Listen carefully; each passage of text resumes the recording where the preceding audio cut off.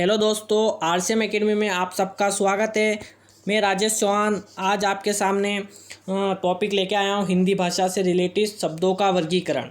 तो दोस्तों, शब्दों का वर्गीकरण करते हैं अपन। अगर चैनल पर पहली बार आए तो चैनल को सब्सक्राइब करो और वीडियो को लाइक करो। ठीक है दोस्तों, पहला प्रश्न का अपना शब्दों को चार भागों में विभाजित किया गया है।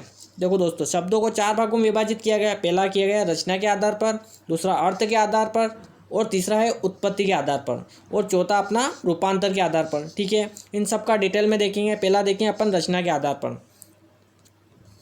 तो रचना के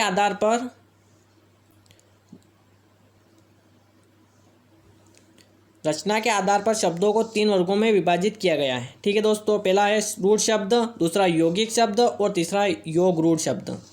तो अपन इसमें रचना के आधार पर योग रूढ़ शब्द को सबसे पहले देखेंगे। तो रूढ़ शब्द क्या होते हैं? तो जिन शब्दों के सार्थक खंड ना हो वे रूढ़ शब्द कहलाते हैं, अर्थात जिन शब्दों के संधि विच्छेद ना हो सके, जैसे हाथी, चांद, मेज आदि। ठीक है दोस्तों, जैसे कि जिन शब्दों को तोड़ा नहीं जा सकता या अलग नहीं किया जा सकता, ऐसे शब्द रूढ़ शब्द कहलाते हैं। जैसे हाथी हो गया, चांद, मेज और भी कुर्सी, जो भी जिनका अपन खंड नहीं कर सकते या जिनका संधि विच्छेद नहीं कर सकते।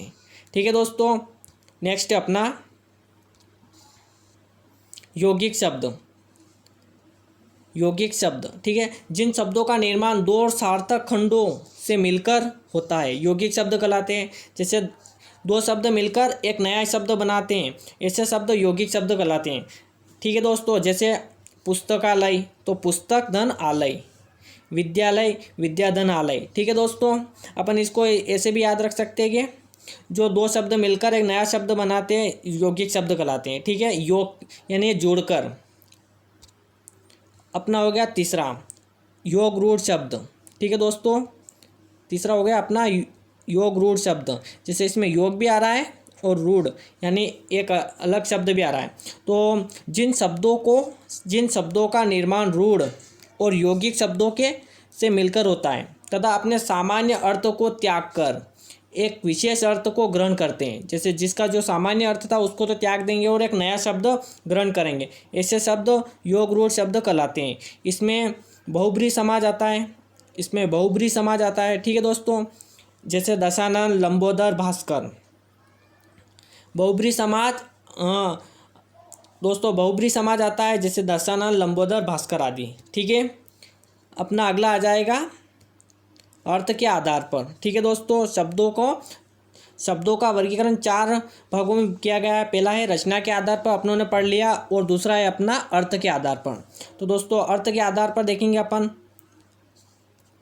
अर्थ के आधार पर शब्दों को दो वर्गों में विभाजित किया गया है। ठीक है दोस्तों, रचना के आधार पर शब्दों को तीन भागों में विभाजित किया गया है, और अर्थ के आधार पर शब्दों को दो वर्गों में विभाजित किया गया है। पहला है सार्थक शब्द और दूसरा है निरर्थक शब्द। ठीक है दोस्तों, पहला है सार्थक शब्द, दूसरा है निरर्थक शब्द।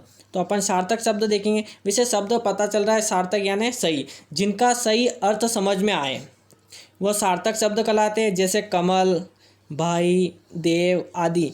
तो इनके नाम अपने को समझ में आ रहे हैं, तो ये सार्थक शब्द हो गए। ठीक है दोस्तों, जिनका सही अर्थ समझ में आए वह सार्थक शब्द कहलाते हैं, जैसे कमल, भाई, देव आदि। और निरर्थक शब्द। ठीक है दोस्तों, निरर्थक शब्द जिनका कोई उचित अर्थ ना हो वह निरर्थक शब्द कहलाते हैं। जैसे वंका, वानी, वोटी। जैसे दोस्तों अपन बोलते हैं ना फंका वंका, पानी वानी और रोटी वोटी, ये वाले। तो दोस्तों, जो पीछे वाले शब्द होते हैं ना वो निरर्थक शब्द होता है, जिनका कोई उचित अर्थ ही नहीं होता है, ऐसे शब्द निरर्थक शब्द कहलाते हैं। जैसे वंका, वानी, वोटी आदि अपन दैनिक दिनचर्या में इसका यूज़ करते रहते हैं। ठीक है दोस्तों, नेक्स्ट अपना है उत्पत्ति के आधार पर। ठीक है दोस्तों, नेक्स्ट है अपना उत्पत्ति के आधार पर। तो दोस्तों, उत्पत्ति के आधार पर हो गया। उत्पत्ति के आधार पर शब्दों को पांच भागों में विभाजित किया गया है। ठीक है दोस्तों, पहली बात एक और सुन लो, शब्दों को चार भागों में विभाजित किया गया है। पहला है रचना के आधार पर, दूसरा है अर्थ के आधार पर, और तीसरा उत्पत्ति के आधार पर, और चौथा आ जाएगा रूपांतर के आधार पर। तो अपन तीसरे नंबर पे आ गए उत्पत्ति के आधार पर।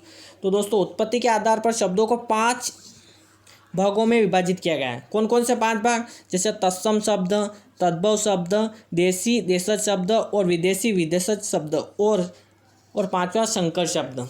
ठीक है दोस्तों, तो अपन आगे बढ़ेंगे। पहला है अपना तत्सम शब्द।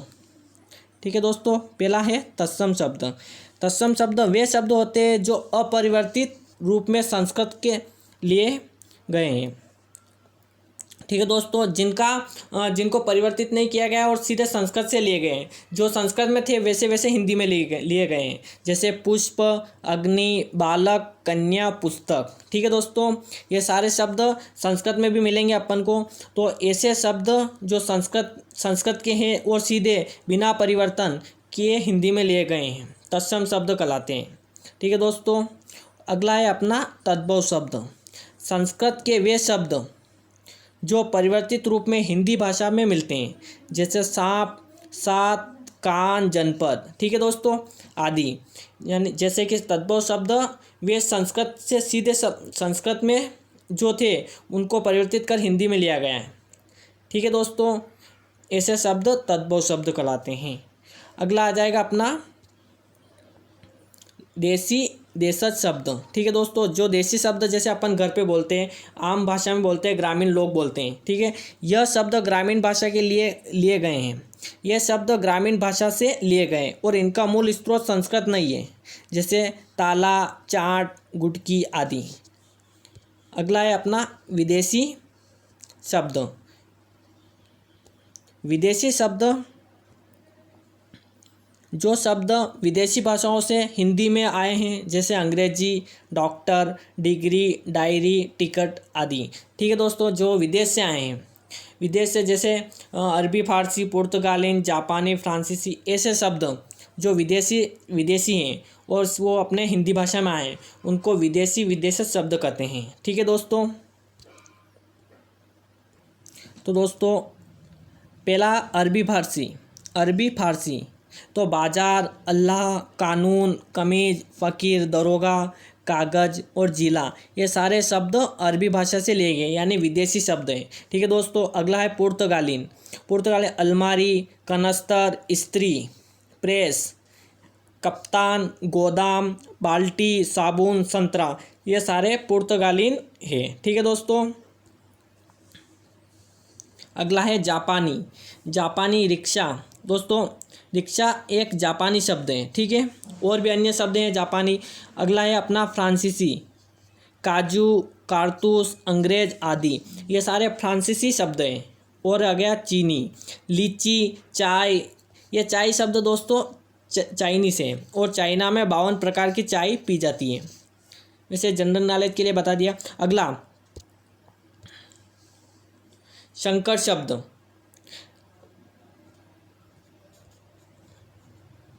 संकर शब्द तो दोस्तों संकर शब्द यानी कि दो शब्दों से मिलकर, या जैसे संकर शब्द, यह शब्द विदेशी भाषा और हिंदी भाषा से मिलकर बने होते हैं, जैसे रेलगाड़ी, टिकट घर, परीक्षा बोर्ड, काला बाजार, परीक्षा हॉल, लाठी चार्ज आदि। ठीक है दोस्तों, देखो लाठी हिंदी शब्द हो रहा है और चार्ज इंग्लिश मतलब विदेशी। ठीक है दोस्तों, तो लाठी चार्ज इस प्रकार से मिला हुआ शब्द कहलाता है, लाठी चार्ज कहलाता है संकर शब्द। ठीक है दोस्तों, जैसे रेलगाड़ी, रेल तो हो गया विदेशी और गाड़ी अपना देसी। ठीक है दोस्तों, तो रेलगाड़ी, टिकट घर, टिकट हो गया विदेशी और घर हो गया अपना देसी। ठीक है दोस्तों, टिकट घर। और परीक्षा बोर्ड, परीक्षा और बोर्ड, काला बाजार, परीक्षा हॉल। ठीक है दोस्तों, अगला है अपना रूपांतर के आधार पर। ठीक है दोस्तों, अपना चौथा रूपांतर के आधार पर।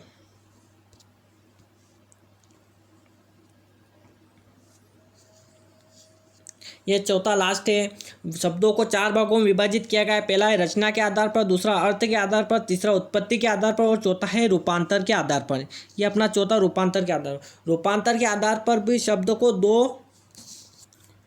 दो प्रकार के होते हैं। पहला हो गया विकारी शब्द और दूसरा अविकारी शब्द। ठीक है दोस्तों, पहला विकारी शब्द, दूसरा अविकारी शब्द।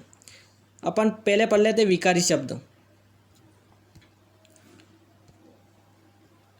विकारी शब्द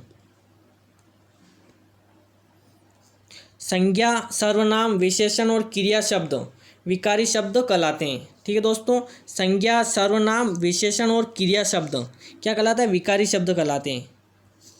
वो अर्थात जो शब्द वाक्य में प्रयोग किए जाने पर लिंग, वचन, कारक व काल के कारण अपना रूप बदल लेते हैं, ऐसे शब्द विकारी शब्द कहलाते हैं। ठीक है दोस्तों, जो अपना रूप बदल लेते हैं, किसके लिए? लिंग, वचन, कारक व कारक काल के कारण अपना लिंग बदल लेते हैं, ऐसे शब्द विकारी शब्द कहलाते हैं।